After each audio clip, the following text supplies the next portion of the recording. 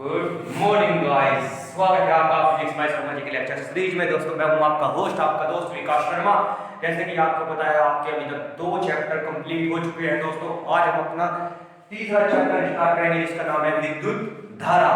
तो दोस्तों आज हम इसका लेक्चर नंबर 1 करेंगे। दोस्तों इसकी स्टार्टिंग करेंगे, तो इसका श्री गणेश करते हैं जल्दी ही।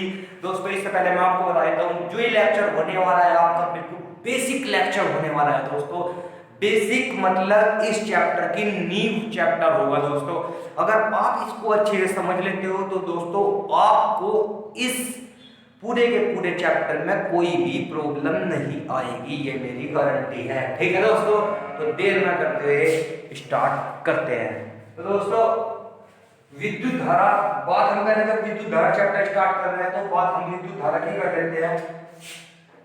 विद्युत धारा, ठीक है दोस्तों। दोस्तों पहले मैं आपको समझाता हूं, फिर आपको हम इसकी परिभाषा लिखेंगे। देखो दोस्तों, मान लो ये एक चालक तार है, एक चालक तार है, उसका एक टुकड़ा है। ठीक है दोस्तों, तो क्या होता है दोस्तों, हर एक चीज में क्या होता है, इलेक्ट्रॉन मुक्त आवेश में होते हैं, मतलब मुक्त स्थिति में होते हैं। तो दोस्तों क्या होता है, इलेक्ट्रॉन मुक्त स्थिति में होते हैं। ये ऐसे ऐसे गति कर रहे हैं, कोई इधर को गति कर रहा है, कोई इधर को गति कर रहा है, कोई इधर को गति कर रहा है, ऐसे ही बहुत सारे इलेक्ट्रॉन होते हैं। तो दोस्तों क्या होता है, हम जब इस चालक तार को किसी बैटरी द्वारा जोड़ते हैं तो दोस्तों क्या होता है, ये आपका प्लस आवेश है, ये आपका माइनस आवेश है। तो दोस्तों ये इलेक्ट्रॉन क्या होता है, अब इलेक्ट्रॉन क्या है, इलेक्ट्रॉन के ऊपर कैसा आवेश है, इलेक्ट्रॉन के ऊपर है ऋण आवेश।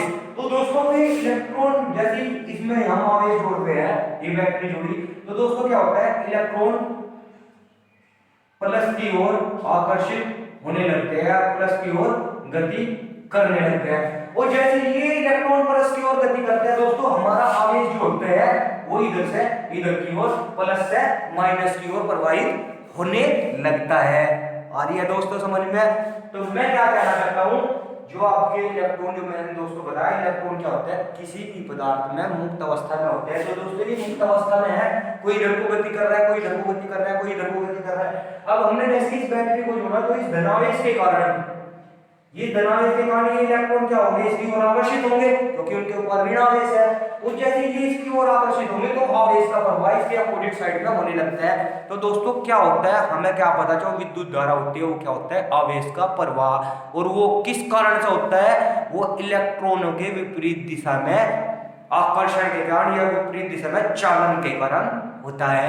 तो इस बात को लिख देते हैं दोस्तों, ठीक है। विद्युत धारा, तो विद्युत धारा एक तरीके से क्या होता है, विद्युत धारा होती है एक तरीके से आवेश का प्रवाह कह सकते हैं दोस्तों, ठीक है। अगर हम बात करें, इसकी दिशा लिख देते हैं, आवेश का प्रवाह होती है धारा, दिशा होती है विद्युत धारा की धनावेश से ऋणावेश की ओर, ठीक है दोस्तों। अब जो इसकी इंपोर्टेंट परिभाषा बनेगी, डेफिनेशन बनेगी, वो क्या होगा, हमें तो पता ही चलेगा कि अगर इलेक्ट्रॉन का प्रवाह होगा तो क्या होगा, आवेश का। अब इलेक्ट्रॉन इस दिशा में प्रवाहित है तो विपरीत दिशा में क्या होगा, आपका आवेश का प्रवाह होगा। इसका हमें पता चलेगा कि ये विद्युत धारा होगी। अब कितना आवेश प्रवाहित होता है, तो दोस्तों इसको बोलेंगे कि जब किसी चालक तार द्वारा 1 सेकंड में, क्या बोलेंगे, जब किसी चालक तार द्वारा क्या होगा, मतलब किसी चालक से, ऐसे नहीं, किसी चालक से एकांक सेकंड में गुजरने वाले आवेश को क्या कहते हैं, विद्युत धारा कहते हैं। ये दोस्तों बेस्ट इसकी क्या होगी, आपकी डेफिनेशन हो जाएगी। तो किसी चालक तार से एकांक समय एक सेकंड लिख लेते हैं, एक आंसर है 1 सेकंड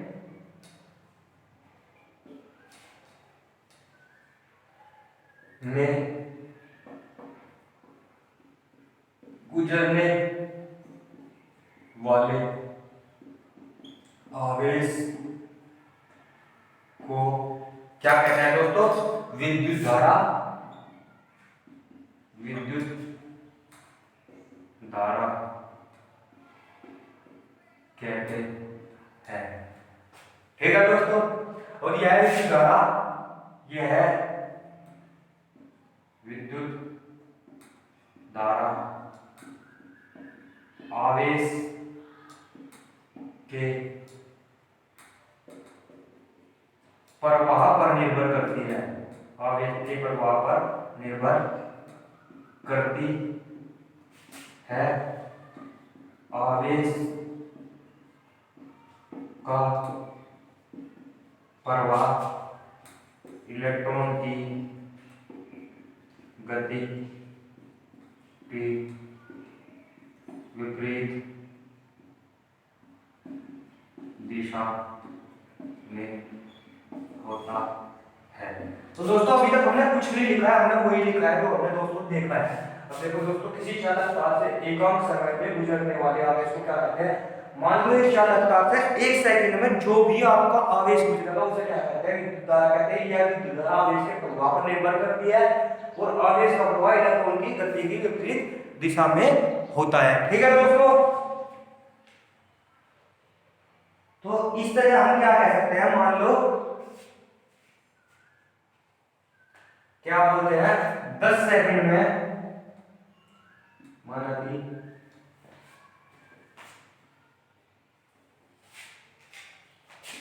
10 सेकंड में 10 सेकंड में 20 कूलम आवेश प्रवाहित हो रहा है मान लो, तो 1 सेकंड में आवेश कितना प्रवाहित होगा? 1 सेकंड में आवेश प्रवाहित होगा 20/10, यानी कि 20 कूलम बटे 10 सेकंड, यानी कि हम कह सकते हैं कि 1 सेकंड में कितना आवेश प्रवाहित होगा? 20/10। तो इस प्रकार औसत विद्युत धारा क्या निकलेगी? औसत, क्योंकि दोस्तों औसत क्या लिखा है? औसत विद्युत धारा, ठीक है, आई एवरेज भी बोल सकते हैं, एवरेज, आई एवरेज बोल लेते हैं इसको। विद्युत धारा को आई से डिनोट करते हैं, ये बात में देखते हैं। विद्युत धारा को आई से प्रदर्शित करते हैं। दोस्तों हमने क्या लिखा? हमने लिखा कि 10 सेकंड में 20 कूलम आवेश प्रवाहित होगा, तो 1 सेकंड में कितना होगा? 20/10 सेकंड, यानी कि 20 कूलम बटा 10 सेकंड, यानी एवरेज क्या रहेगा? 20 डेल्टा क्यू, ये तो आवेश होगा, और डेल्टा टी ये आपका सेकंड होगा। दोस्तों ये एक इम्पोर्टेंट आपका फॉर्मूला बन चुका है, ये आपका न्यूमेरिकल्स में यूज होगा, तो प्लीज आप इसका स्क्रीनशॉट ले लीजिए जल्दी से यहाँ तक, फिर हम आगे बढ़ते हैं इसको रफ करने के बाद।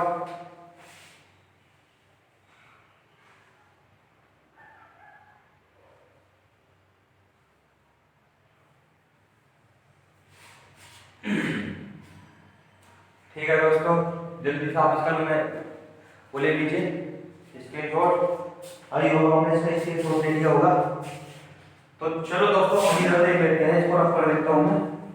अगर मान लो इसका मात्रक की बात करें, मात्रक निकल है विद्युत धारा का मात्रक, तो मात्रक क्या हो जाता है दोस्तों? ये तो आपकी विद्युत धारा होगी, विद्युत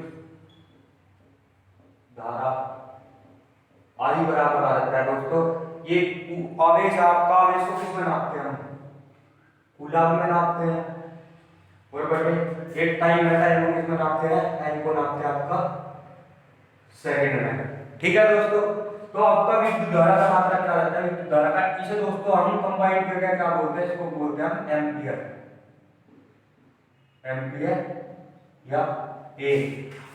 तो दोस्तों हमारा मात्रक निकलता है एम्पियर विद्युत धारा का। ऐसा ही मात्रक क्या होता है दोस्तों, एम्पियर होता है। अगर हम मान लो 1 एम्पियर की परिभाषा लिखे दोस्तों, मोस्ट इंपोर्टेंट है, कभी कभी आता है 1 एम्पियर। 1 एम्पियर क्या होता है, तो दोस्तों 1 एम्पियर जो होता है 1 सेकंड में, मान लो ये भी 1 सेकंड है, ये भी 1 कूलम्ब है। ठीक है दोस्तों, तो परिभाषा क्या बनेगी, परिभाषा बनेगी दोस्तों आपकी, किसी चालक में 1 सेकंड में या 1 सेकंड में प्रवाहित 1 कूलम्ब आवेश क्या कहलाता है, 1 एम्पियर कहलाता है। तो दोस्तों इस बात को हम लिख देंगे, किसी या एकांक समय 1 सेकंड में प्रवाहित आवेश 1 कूलम्ब को क्या कहते हैं, 1 एम्पियर कहते हैं। ठीक है दोस्तों, एक बार चेक कर लेता हूँ मैं कि क्लियर तो दिखाई दे रहा है ना। हाँ जी बिल्कुल क्लियर दिखाई दे रहा है। तो दोस्तों 1 एम्पियर को क्या बोलते हैं, एकांक समय में प्रवाहित आवेश 1 कूलम्ब को 1 एम्पियर कहते हैं। ठीक है दोस्तों, क्या कहते हैं, 1 एम्पियर कहते हैं। अब दोस्तों विद्युत धारा की दिशा, विद्युत धारा की दिशा मैंने लिखी दी है, आपको कोई टेंशन लेने वाली बात नहीं है। किधर से होती है, धनावेश से ऋणावेश की ओर होती है। अब दोस्तों अगर इसकी बात करें, विद्युत धारा के मापन की बात करें कि विद्युत धारा को किस तरह मापा जाता है, तो दोस्तों विद्युत धारा को लिख देता हूं मैं, विद्युत धारा को एमीटर द्वारा मापा जाता है। एमीटर क्या होता है, आपने देखा होगा बाजार में एक ऐसा यंत्र होता है गोल गोल सा, उसमें क्या होता है दोस्तों, उसमें एक यहाँ पे एक लाइन होती है और आपका यहाँ ए लिखा होता है और यहाँ से ऐसे ऐसे अंक लिखे होते हैं आपके। ठीक है, तो ऐसा स्विंग उसकी जल्दी आपकी बढ़ती है, आपको कितनी विद्युत धारा प्रवाहित हो रही है। तो दोस्तों इसे कैसे रखते हैं हम, विद्युत धारा को एमीटर द्वारा मापा जाता है और एमीटर को नोट करने वाली बात है दोस्तों, एमीटर को श्रेणी क्रम में रखा जाता है। जैसे कि देखो आपका ये एक बैटरी है, ये आपका एक यहाँ पर बल्ब जुड़ा हुआ है, ये आपका धनावेश है और ये आपका ऋणावेश है। तो आपका एमीटर कहाँ रखा होगा दोस्तों, ये आपका एमीटर रखा होगा जो आपको बताएगा कि यार इस बल्ब के अंदर कितनी, देखो ये प्लस ही रहा है तो ये भी आप प्लस ही रहा है, ये निगेटिव है, ये आपका निगेटिव है, धारा इधर से होगी इधर प्रवाहित होगी, श्रेणी क्रम में रखा है, इससे बाद में डायरेक्ट आपका बल्ब रखा है, तो ये बताएगा कि यार बल्ब के अंदर कितनी विद्युत धारा जा रही है। ठीक है दोस्तों, क्लियर है, यहां तक दिखाई दे रहा है दोस्तों। ये मैंने आपको बताया कि विद्युत धारा वो एमीटर द्वारा मापा जाता है और एमीटर को हमेशा किसमें रखा जाता है, श्रेणी क्रम में रखा जाता है। तो दोस्तों आप यहां तक स्क्रीनशॉट ले लिए, फिर मैं इसको रफ कर रहा हूं।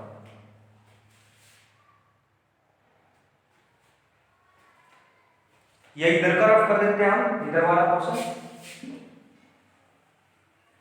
दोस्तों ये जो आज का लेक्चर है, बेसिक लेक्चर है दोस्तों, इसको प्लीज पूरा देखें अगर आपको आगे का चैप्टर ये समझना है, क्योंकि दोस्तों यही इसका बेसिक जो है, यही इसकी नींव होने वाला है। तो दोस्तों बात करते हैं एमीटर के प्रतिरोध की। एमीटर का प्रतिरोध। प्रतिरोध क्या होता है दोस्तों? प्रतिरोध होता है धारा के मान में जो रुकावट पैदा होती है, वो क्या होता है? प्रतिरोध होता है। तो दोस्तों हमारे अकॉर्डिंग अगर देखा जाए तो एमीटर का जो प्रतिरोध है वो क्या होना चाहिए? एमीटर का प्रतिरोध 0 होना चाहिए। और दोस्तों एक बात और इंपॉर्टेंट बात है, अगर किसी एमीटर का प्रतिरोध क्या होता है? 0 होता है। अगर किसी एमीटर का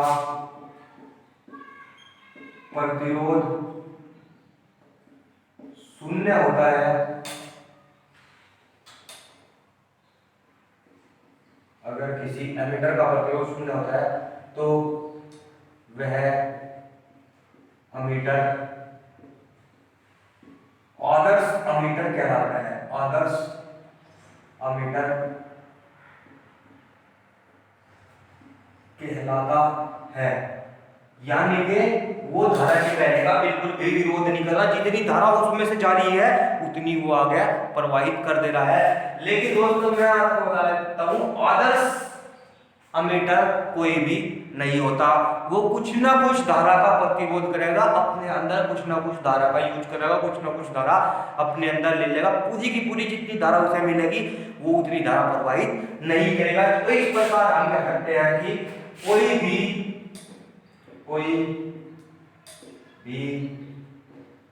एमीटर आदर्श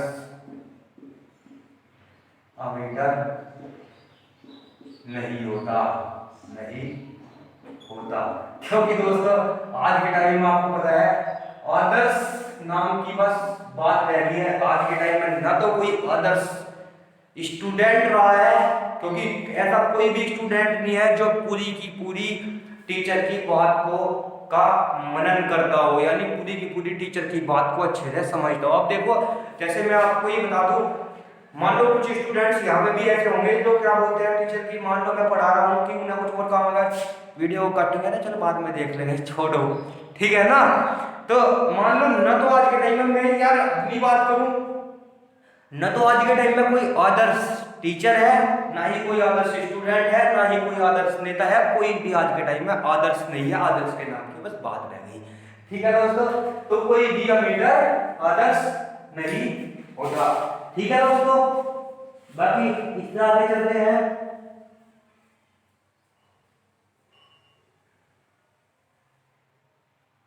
अब दोस्तों बात करते हैं हम आपकी तात्क्षणिक विद्युत धारा। तात्क्षणिक विद्युत धारा दोस्तों, इसके ऊपर आपके न्यूमेरिकल सकते हैं, तो उसे थोड़ा सा ध्यान से समझ लीजिएगा। तात्क्षणिक विद्युत धारा क्या होती है, इंपॉर्टेंट है आपकी तात्क्षणिक विद्युत धारा। देखो दोस्तों क्या होता है, मान लो अगर आपको बोले कि यार 4 से 6 सेकेंड के समयांतराल में विद्युत धारा की गणना करो। तो दोस्तों यहाँ 2 टाइम दे रखे हैं, 2 टाइम पीरियड दे रखे हैं, 4 से 6 सेकेंड। तो यहाँ पर जो आपका विद्युत धारा निकलेगी वो क्या निकलेगी, वो दोस्तों आपकी निकलेगी औसत विद्युत धारा। औसत विद्युत धारा जो मैंने आपको पीछे बताया था, ठीक है दोस्तों। लेकिन तात्क्षणिक विद्युत धारा क्या होती है, वो होता है जैसे कि 4वें 6वें 8वें 7वें, यानी कोई भी एक फिक्स टाइम ले दिया, फिक्स टाइम में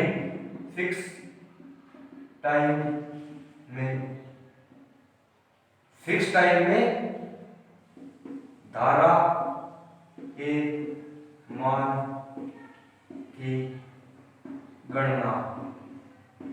फिक्स टाइम में धारा के मान की गणना क्या कहलाती है दोस्तों, आपकी तात्क्षणिक विद्युत धारा कहलाती है। तो दोस्तों अगर हम इसे देखें, इसे कैसे डिनोट करते हैं दोस्तों, तात्क्षणिक विद्युत धारा को डिनोट करते हैं इंस्टेंटली बोलते हैं दोस्तों, जो आपका तात्क्षणिक होता है उसको क्या बोलते हैं? इंस्टेंटली। इंस्टेंटली या इंस्टेंट विद्युत धारा क्या होती है? आई इंस्टेंट, छोटा सा लिख देता हूं दोस्तों मैं, आई इंस्टेंट क्या हो जाती है आपका? Delta Q upon delta T. ठीक है दोस्तों, तो आपको इसको याद रखना है, तात्क्षणिक विद्युत धारा क्या होती है? Delta Q upon delta T. ठीक है दोस्तों,